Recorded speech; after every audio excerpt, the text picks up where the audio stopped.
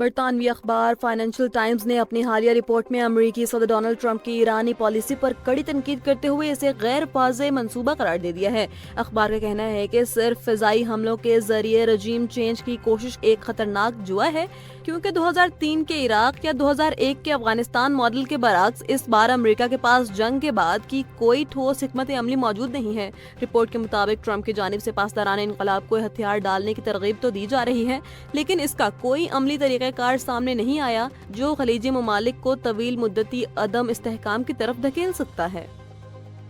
ایران کی اعلیٰ ترین سیکیورٹی قیادت نے امریکی صدر ڈونلڈ ٹرمپ کی مذاکرات کی پیشکش کو دو ٹوک انداز میں مسترد کرتے ہوئے واضح کیا کہ تہران واشنگٹن سے کسی قسم کی بات چیت نہیں کرے گا۔ سپریم نیشنل سیکیورٹی کونسل کے سربراہ علی لاریجانی نے ان میڈیا رپورٹس کو غلط اور بے بنیاد قرار دے دیا، جن میں دعویٰ کیا گیا تھا کہ حالیہ حملوں کے بعد ایران مذاکرات کا خواہاں ہے۔ انہوں نے صدر ٹرمپ کی پالیسیوں کو غیر حقیقی قرار دیتے ہوئے واضح کیا کہ امریکہ کو خطے میں اپنے فوجیوں کی مزید جانی نقصان کے لیے تیار رہنا چاہیے۔ سعودی عرب کے شہر راس تنوارہ میں واقع دنیا کی بڑی آئل ریفائنریوں میں سے ایک پر ڈرون حملہ کیا گیا ہے، جس کے بعد حکام نے احتیاطی تدابیر کے طور پر ریفائنری کو عارضی طور پر بند کر دیا ہے۔ سعودی حکام کا کہنا ہے کہ حملے کے بعد صورتحال اب مکمل قابو میں ہے، تاہم سعودی وزارت خارجہ نے ریاض اور مشرقی علاقوں میں ہونے والے ان میزائل اور ڈرون حملوں کی شدید مذمت کی ہے۔ سعودی اعلامیہ میں واضح کیا گیا ہے کہ یہ حملہ ایرانی حکام کے اس علم کے باوجود کیے گئے کہ سعودی عرب اپنی سرزمین یا فضائی حدود کو ایران کے خلاف استعمال کرنے کی اجازت نہیں دے رہا۔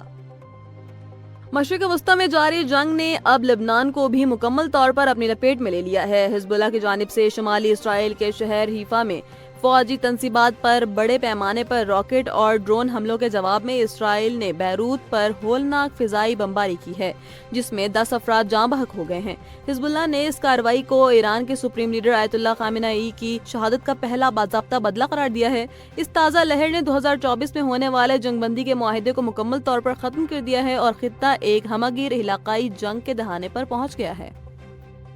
ایران، اسرائیل اور مشرق وسطی میں جاری شدید جنگی صورتحال نے عالمی ہوائی رستوں کا نقشہ بدل کر رکھ دیا ہے۔ ایرانی فضائی حدود کی بندش کے باعث بین الاقوامی ایئر لائنز نے اپنے رخ موڑ لیے ہیں، جس کے نتیجے میں پاکستان اور افغانستان کی فضائی حدود سے گزرنے والی پروازوں میں کئی گنا اضافہ ہو گیا ہے۔ جہاں ایک طرف پاک افغان کوریڈور دنیا کے مصروف ترین فضائی راستوں میں شامل ہو گئے ہیں، وہیں دوسری طرف 11 غیر ملکی پروازیں گزشتہ 3 روز سے پاکستان کے مختلف ایئرپورٹس پر پھنسی ہوئی ہیں، جو تاحال اڑان بھرنے کی منتظر ہیں۔